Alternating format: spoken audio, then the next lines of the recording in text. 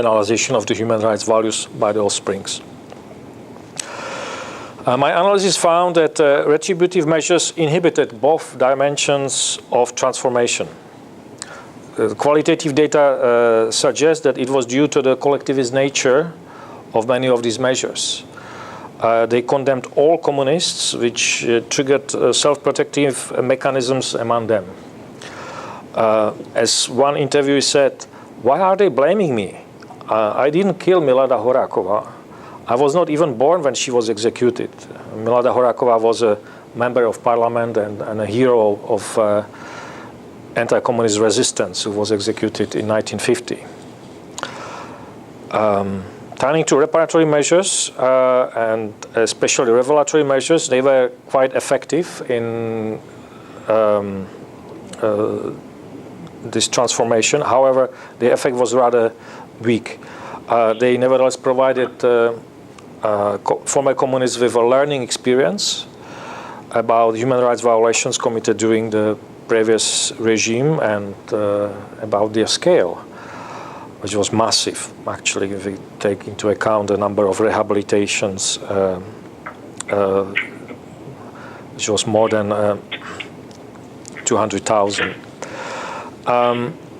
Revelatory measures were very significant in the intergenerational transformation. It was apparent that the children, they like to, they study new textbooks, they read the media, etc. They have very good knowledge, and also qualitative interviews suggested there are tensions within families. When we interviewed former communists, and they always mentioned that they have kind of differences in opinions, or they argue with their children about the regime. So the revelatory measures were quite effective.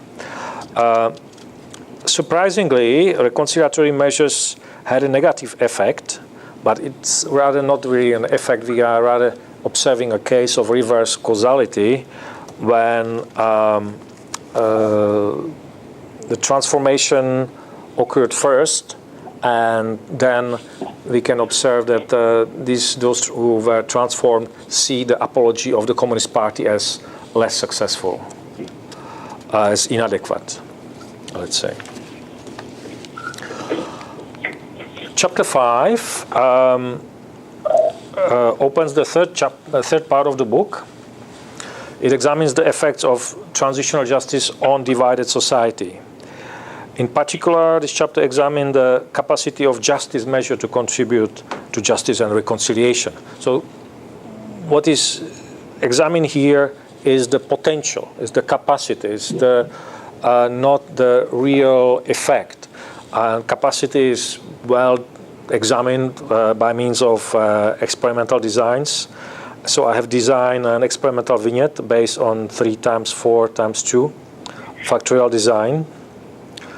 The vignette was divided into two parts. One part was situated in the past and tells a story about Mr. Novak, a dissident, as a fictional name, but common name in the Czech Republic, who wrote a petition against the communist regime.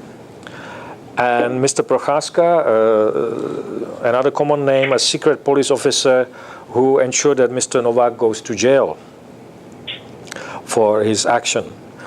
The second part of the vignette was situated in the present and manipulated different resolutions of that situation, different versions of justice.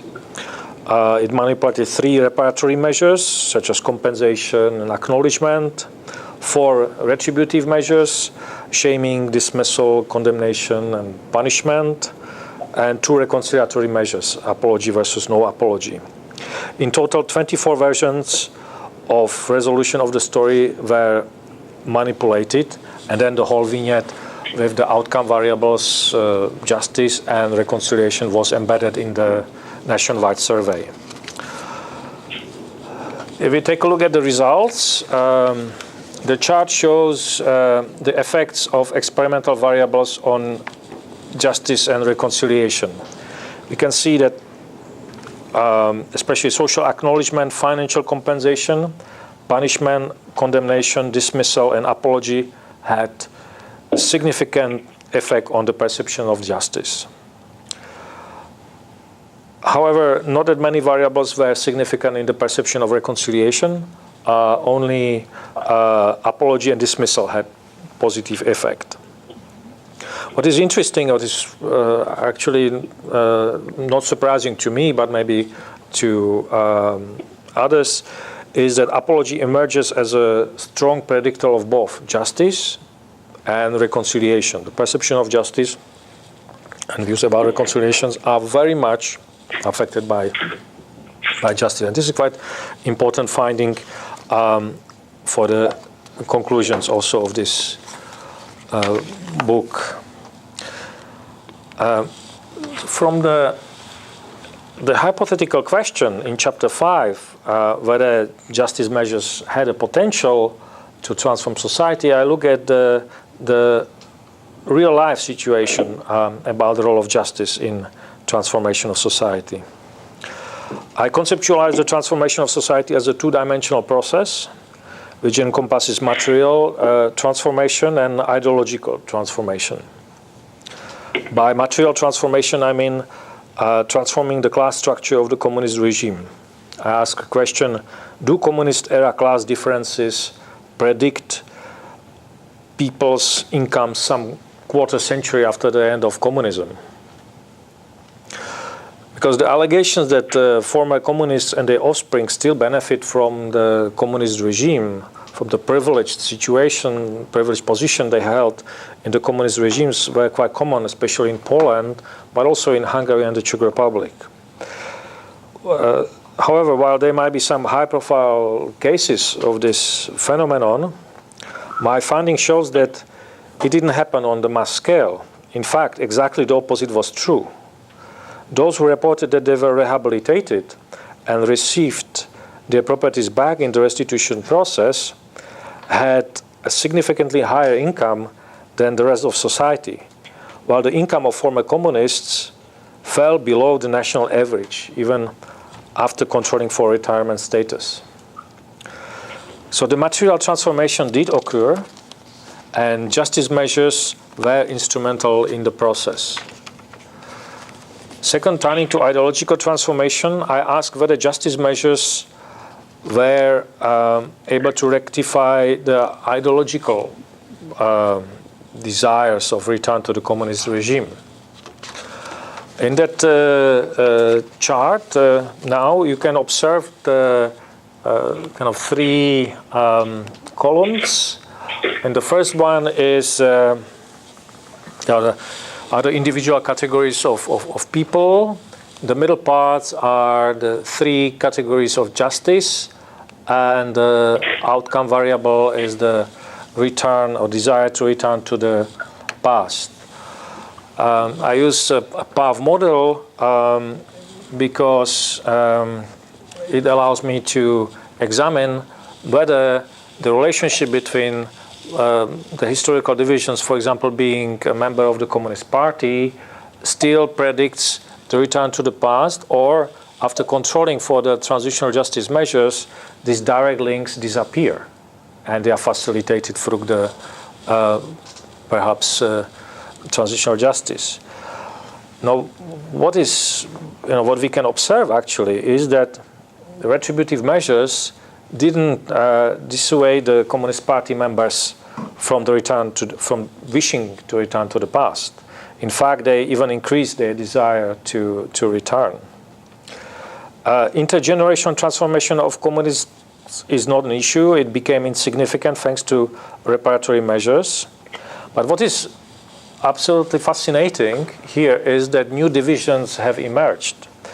Those who voted for communist parties, it means that they were not communists before 1989, they were not communist offsprings, they were just normal voters. They also wished to return to the communist regime. And those who were evicted in the restitution process, in the process in which properties were returned to original owners or their heirs, and they fell, in a way, a victim of transitional justice, of trying to establish justice. They were, kind of victimized, kind of new generation of victims created. Those have, those wish to return to the communist regime. So if we turn to the empirical findings of the book, I can briefly summarize that retributive measures were irrelevant for healing and redress of victims, as well as for social reconciliation, and counterproductive to the transformation of former communists and to the transformation of society. They were only significant for the perception of justice. So there was a potential, but it was not materialized.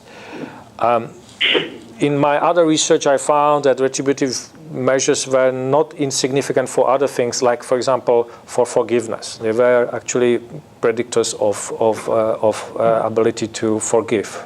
If somebody had a perpetrator who was punished, the victim was more likely to forgive. But for the transformation, I'm studying in this book the process of transformation, and that didn't materialize here. Retributive measures were irrelevant.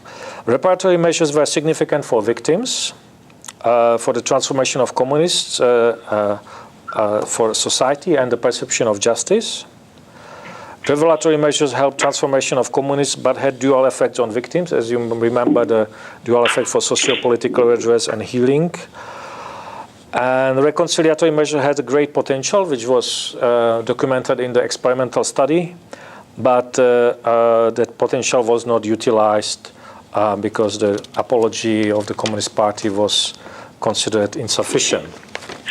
So if I put these findings into together and situate them in the political context of transitional justice, the results can be characterized as vicious circle of justice without reconciliation.